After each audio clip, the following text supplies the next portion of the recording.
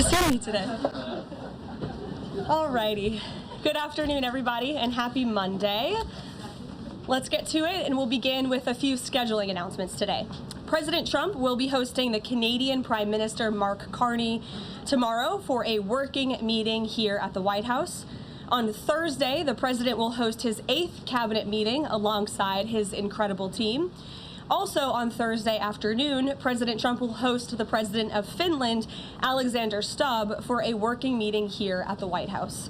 The president also wanted me to relay his congratulations to Japan for electing their next prime minister, a highly respected person who also happens to be the first female to hold the position for our great ally.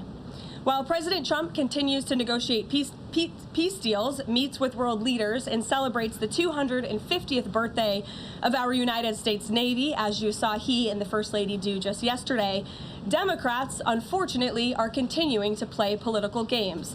And we are now in day 6 of the Democrat federal government shutdown. Millions of American federal workers are under enormous financial stress as a result, wondering how they will pay their bills and take care of their families. If the Democrats do not vote to open the government tonight, federal workers will not receive their next full paycheck. Additionally, the special supplemental nutrition program for women, infants, and children will run out of federal money very soon. This program provides vouchers to buy infant formula, fresh fruits and vegetables, and other healthy foods for low-income families. It can be easily fully funded if Democrats simply vote tonight to reopen the government. Also, our incredible military service members who risk their lives to preserve and defend our country are now working without pay and will miss their next paychecks if this Democrat shutdown does not end tonight. The Republican-backed clean and nonpartisan funding bill fully funds this important food aid program, gets our troops paid, and reopens the government. So all of this begs the question, what is the Democrat ongoing shutdown truly about? The sad truth, we believe, is that the Democrats intentionally shut down the government and are inflicting this pain on American citizens to try and demand free health care for illegal aliens. Of course, this is an indefensible and truly radical policy to be in favor of, let alone to use as the primary reason to shut down the United States government. So the Democrats and their allies are desperately lying about their true motivations. We have to set the record straight with the facts so the American people understand what's really at play here. House Republicans passed a clean and nonpartisan funding bill to keep the government open and ensure our troops and other hardworking Americans are paid. Every single House Democrat except one voted against this clean and nonpartisan funding bill. Senate Republicans have subsequently tried to pass this same clean funding bill 4 separate times, and they will do so again tonight, to fully pass it to be sent to the president's desk for signature. And the president is ready to sign this bill to reopen the government as soon as it is sent to his desk. Yet every single Senate Democrat except 3 have voted against this clean and nonpartisan funding bill. The Democrats' current position is that the only way the American government can reopen is if illegal aliens can get free health care. Don't take my word for it, just look at what's inside of the Democrats' proposal to reopen the government.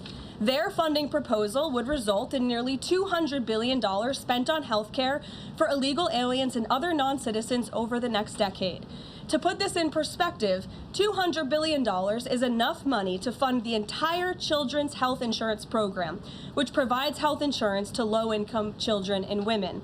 Under the Democrats' proposal, the millions of illegal aliens who improperly were granted asylum and paroled under the Biden administration would once again be allowed to receive Medicaid benefits. It does not end there. The Democrat proposal would also require Medicaid to pay more for emergency care provided to illegal aliens than it does for American patients who are disabled, elderly, or children. When someone shows you who they are, believe them. The Democrat Party has unfortunately closed our government, costing Americans their jobs, threatening our military readiness, harming our economy, and causing chaos, all to help the illegals who broke into our country.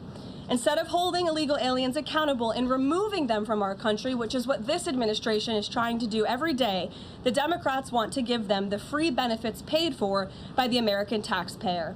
Democrats in 2025 are for illegal aliens first and Americans last. This is the reality we are unfortunately facing right now in Washington, D.C. President Trump and Republicans will not give in to these radical demands. The president and Republicans have a sacred responsibility to serve and protect the interests of their constituents, the American people.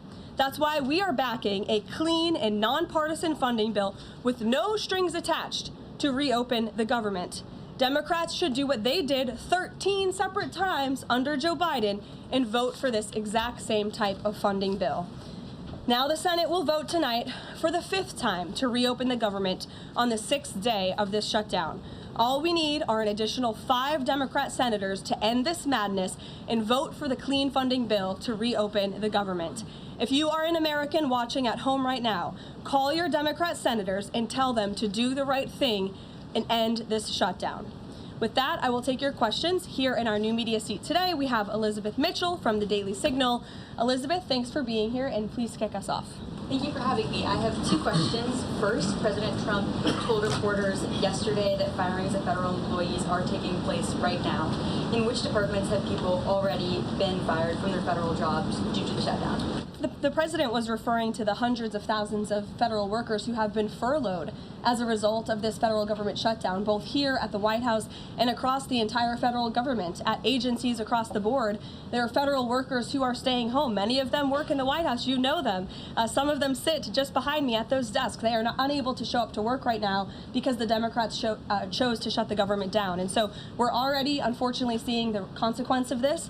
And then, of course, the Office of Management and Budget is continuing to work with agencies on who, unfortunately, is going to have to be laid off if this shutdown continues. And Secretary Robert F. Kennedy Jr. said the FDA was required by federal law to approve the new abortion pill last week. Is the administration considering steps to undo this in light of requests from pro-life Congress members and organizations? I think Secretary Kennedy and the Department of Health and Human Services, as I addressed in the briefing last week, were following the law, and we will continue to do so. As I said last week as well, it's not an endorsement of this drug by any means. It's just a law that they were following. Jennifer. We heard you say that you want people to call their Democratic senators. Is the president calling Democratic senators himself? Can you say what he's doing today to resolve the shutdown? Yep, I was just in the Oval Office. He was on the phone with Speaker Johnson. He's also spoken with the Senate Majority Leader, who are in touch with, of course, moderate Democrats and Democrats across the board, who we understand hopefully want to do the right thing by their constituents to reopen the government. So the president is being kept very well apprised of the ongoing shutdown on Capitol Hill. And of course, his position is very clear. There's nothing to negotiate, just reopen the government, and then we can talk about all the important issues facing our country. So he hasn't called specific members of Congress? Not to my knowledge, no. And then on the Affordable Care Act, is he willing to give more, to share more on what he'd like to negotiate on the Affordable Care Act later? Is he willing to say specifically what he would like and when?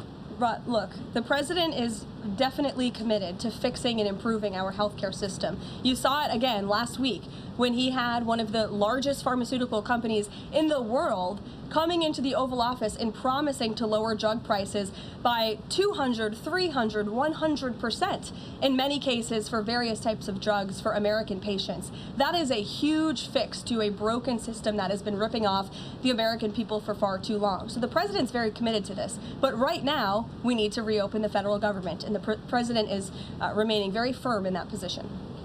Catherine. If the vote fails in the Senate today to reopen the government, would that trigger layoffs? Look, again, we hope that the vote will not fail because this administration wants to reopen the government. We don't want to see people laid off. But unfortunately, if this shutdown continues, layoffs are going to be an unfortunate consequence of that. Is there a timing for when that would happen? Well, look, we'll see how the vote goes tonight. And can you confirm, is the White House floating a proposal to cap Obamacare subsidies by denying them to new enrollees? I have not seen a proposal like that. Emily. Thanks, Caroline. The president said yesterday he was considering a phase 2 approach to Venezuela. Is the president considering U.S. boots on the ground or any kind of support of overthrowing Maduro?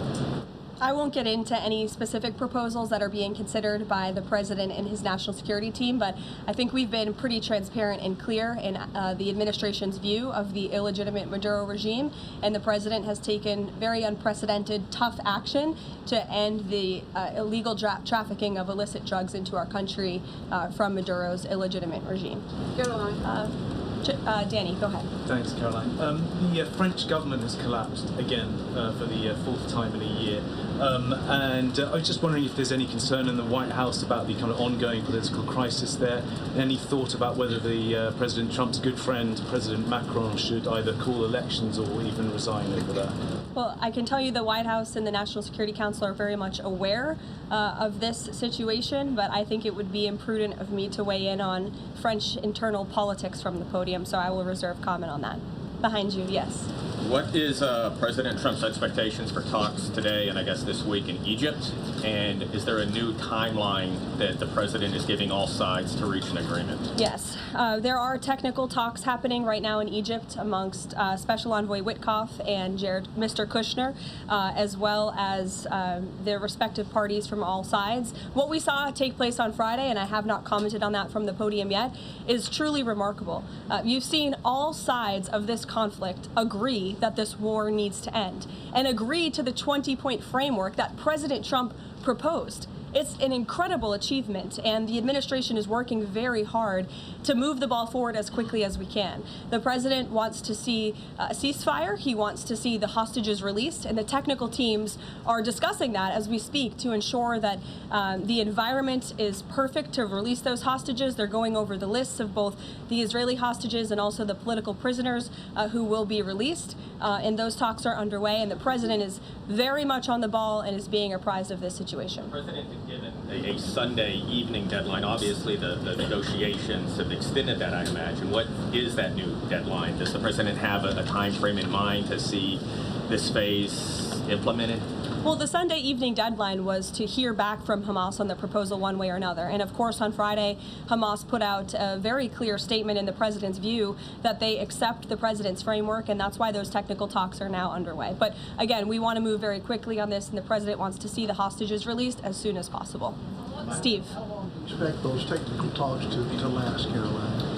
I don't want to draw a red line up here, Steve. Of course, it's very important, as I just mentioned, that we get this done quickly. That's how the president's team feels, so we can get some momentum, get the hostages out, and then move to the next part of this, which is really ensuring that we can create a lasting and durable peace in Gaza and ensure that Gaza is a place that no longer threatens the security of Israel or the United States. What do you expect to be on the agenda for the president's meeting with the Prime Minister of Canada tomorrow? I'm sure trade will be a topic of discussion tomorrow, and all of the other issues that are facing both Canada and the United States. I know the president looks forward to having that discussion with Carney in the Oval Office. Caitlin. Thanks, Caroline. I have two questions. On the layoff of federal workers, potentially, the president said yesterday that Democrats will be to blame if federal workers lose their jobs. Historically, though, in past shutdowns, workers have been furloughed, but they have not been laid off en masse. So wouldn't that be the president's call to lay people off? As I've said repeatedly, Caitlin, this conversation about layoffs would not be happening right now if the Democrats did not vote to shut the government down. And as I also said last briefing as well, we are $37 trillion in debt, and the government is not receiving any cash. So someone has to look at the balance sheet and be good stewards of the American taxpayer dollar. And layoffs are an unfortunate consequence of that.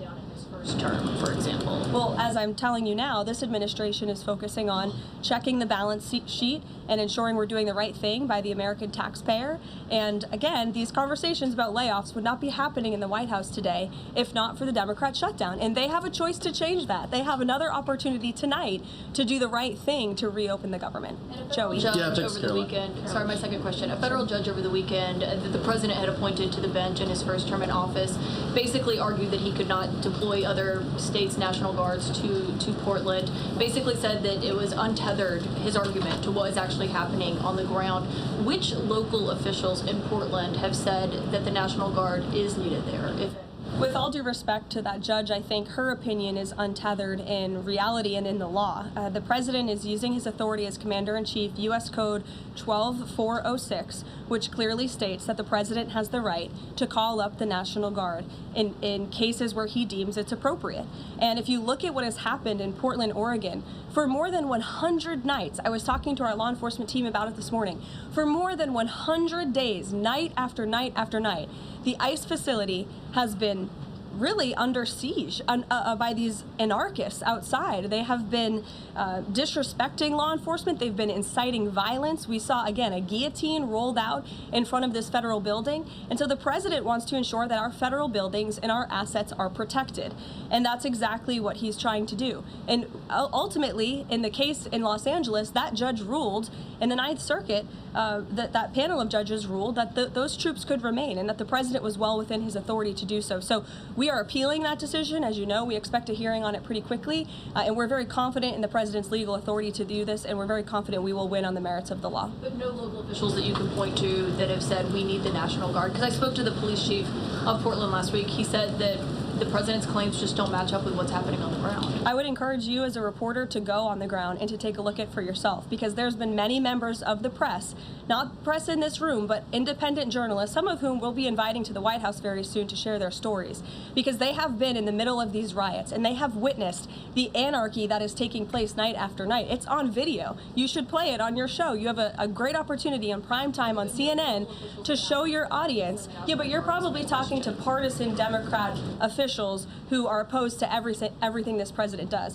You should also ask the people who live in Portland. We've actually heard from many members of the community who have said that this is complete civil disobedience. It's a mess. It's been loud. It's been troubling for neighbors in the community who are just trying to live peacefully. And these people are not there to peacefully protest. They are there to cause mayhem and havoc. Yeah, Caroline. Stephen, go ahead. Thank you, Caroline. Two questions. First, do you have a reaction to reports that thousands of Cuban troops are deployed alongside Russia fighting in Ukraine? And on a very different matter, the president last week floated in an interview with our colleague Daniel from One America a rebate for tariffs of up to $2,000 per person. Is that plan contingent on the Supreme Court's upcoming ruling on the legality of the tariffs? And is the White House preparing for legislation to make that happen? Sure. On the first point, I have not seen that report, Stephen, but I'll check in with our national security team after this and we'll get you an update. To your second point about the tariff rebates, I think it's an idea that the president has discussed and floated with his team of advisors, but no decision has been firmly made at this point in time. Why don't we go to the back? Owen. Good afternoon. Good afternoon. A few days ago, President Trump demanded Jay Jones of Virginia get out of the race for condoning political violence in a text message against a Republican politician a few years ago. He hasn't left the race. He hasn't dropped out. What's the president's reaction? Well, as you know, I'm not at liberty to discuss political races from the podium. I think the president himself made his position very clear, and I think anyone could agree the messages that were sent by this Democrat nominee for Attorney General in Virginia are really shocking, alarming, and completely unacceptable. He was threatening to kill his opponent and his opponent's children, and that type of rhetoric has zero place in our country, and the president was absolutely right to condemn that. One more, please. Sure, go ahead. Thank you. The Democrats have questioned and scrutinized the president's comments about using potentially the military, American cities, as training grounds for the military. And when you look at Portland, Chicago, local and state officials say that their local law enforcement is able to handle the situations, these protests on the ground. The president says that Portland is burning, using that as justification for the National Guard in Portland. But when you look here in Washington, D.C., the president just last week said it is now a completely safe city, and there are still National Guard members on the streets that are not involved in ICE activities. Can you provide the justification for the White House here in Washington, D.C., why the National Guard members continue to be out on the streets? Because Washington, D.C. has invited the National Guard here. Why? Because the mayor is doing the right thing, unlike mayors in other cities like Portland, as Caitlin and others have pointed out, who refuse to see that there are positive results from when local law enforcement works with federal law enforcement to do the right thing on behalf of their citizens. And Washington, D.C. is no doubt a safer city right now today than it was a few months ago when President Trump started this initiative to make D.C. safe again. And the National Guard is still here because the president and the mayor agree that it's a good thing for the city. Just like you're seeing in Memphis, for instance. We'll have National Guard deployed to Memphis. We have federal agents who are on the ground working with state and local law enforcement. The state police in Tennessee are part of this effort. The local metropolitan police in Memphis are part of this effort. State and local law enforcement and federal law enforcement should be working together. And it's a shame that we see in some cities across the country that their mayors are just simply refusing to cooperate because they don't like Donald Trump. And that's what this boils down to. And I don't think any American would disagree that Chicago needs more law enforcement reinforcements, that they need more resources. Look at this headline from over the weekend. At least 30 people shot during the weekend in Democrat-run Chicago.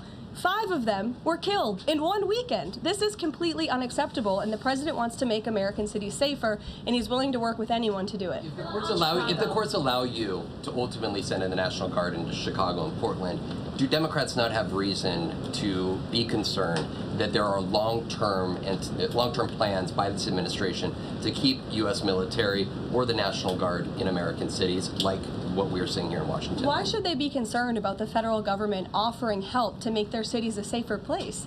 They should be concerned about this. They should be concerned about the fact that people in their cities right now are being gunned down every single night. And the president, all he's trying to do is fix it. And there has been a complete smear campaign by the Democrats and the media, quite frankly. I was reading Political Playbook this morning, one of the most inside the Beltway newsletters you can find. And you guys are framing this like the president wants to take over the American cities with the military. The president wants to help these local leaders who have been completely ineffective in securing their own cities. And we have already seen there's a positive formula for that. Look at Washington, D.C. The murder rate has declined significantly. Our streets are safer. People who live here feel safer. All of you in this room, I know you do, you just won't admit it. And it's a proven system that works, and the president wants to make America's cities safe again. And I don't think there's anything wrong with that. Michael. Thank you, Caroline. 2 questions, if I may. Because the mayor wants them. Michael. These talks in Egypt, if Hamas does agree to relinquish power and give it up, cede power to this transitional technocratic government, if that does happen, would the Trump administration then recognize a Palestinian state? Look, I don't want to get ahead of the technical talks right now, Michael. They're extremely sensitive.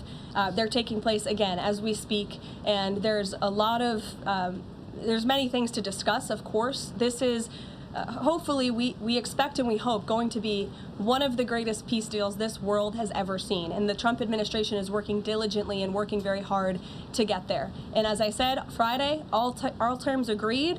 We have the Arab countries who are working with us. Of course, Israel has been incredible in cooperating with the president's plan and agreeing to it. And we're very hopeful, and we expect that to continue. Caroline, you tweeted about this over the weekend. Thank you. I was going to you in the blue shirt and tie. Thank you, Caroline. You're welcome. The Daily Mail. Today, the Supreme Court declined to hear Ghislaine Maxwell's appeal. Will Trump rule out granting her clemency? Is that something the White House is considering? It's not something I've heard discussed, and we don't comment on clemency requests that may or may not have been made, but I'm certainly not tracking that one at this point in time. Caroline. Jordan, go ahead. Thank you, Caroline. So we're talking about these radical groups in Portland and Chicago. I know the president has spoken about potentially going after George Soros with RICO charges and for funding all of this violence. Has there been any update on that? And also, is the administration looking into the other nonprofits, maybe taking away their 501c3 status for funding this violence? And one more question. Sure. The financial backing of these groups, particularly Antifa, is certainly something the administration is looking into aggressively. And the federal government has never really been mobilized or tasked with doing that. So we're kind of kickstarting that into gear. The FBI is working on it alongside the White House's Homeland Security Task Force. We have our intelligence community looking into this as well. And even the Secretary of Treasury is involved with these matters since they are financial in nature. And we will continue to get to the bottom of who is funding these organizations in this organized anarchy against our country and our government. It's a question the American people have been begging the answer for many years, and we're committed to uncovering it. And when we do, I'm sure you'll be one of the first people to know. Separately, Caroline. Thank you. So Gaza, under the president's plan, is going to be governed by a transitional governance of a technocratic, apolitical Palestinian committee made up of qualified Palestinians and international experts. Now, given how radicalized the Palestinian population is in Gaza and in the West Bank, can you offer some insight or guidance into who are some of these Palestinians that are going to be considered for leadership roles in Gaza, and where are you going to be finding them, and do you have any names? We're not quite there yet, Jonathan. The president believes peace is possible in Gaza, and that's why he presented this detailed and comprehensive plan. The first step of that is securing a ceasefire and releasing the hostages, and then those conversations about ensuring a durable and lasting peace can continue. But what do you need to have peace in a region like Gaza that's been war-torn for far too long? You need security guarantees, and you need good governance. And so those will be two of the priorities that this administration is focused on. If I may, the president has said he wants the government to reopen this week in a deal. What's going to happen by the end of the week if there's no deal? What's the White House prepared to do? With no deal with what? To reopen the government. Look, as I said, unfortunately, there's going to be a lot of pain inflicted. There already is on the American public, on our troops who are not being paid, again, on women and young children who depend on critical food assistance. We hate to see this. And in fact, the Office of Management and Budget is trying to do everything they can to find funds to get out the door for these vulnerable populations in our country. Again, we shouldn't be having to do that. The Democrats have a chance to change course tonight. I believe the vote's taking place at 6:30, and we urge Democrat senators to vote to reopen the government and to do the right thing. Thanks, guys.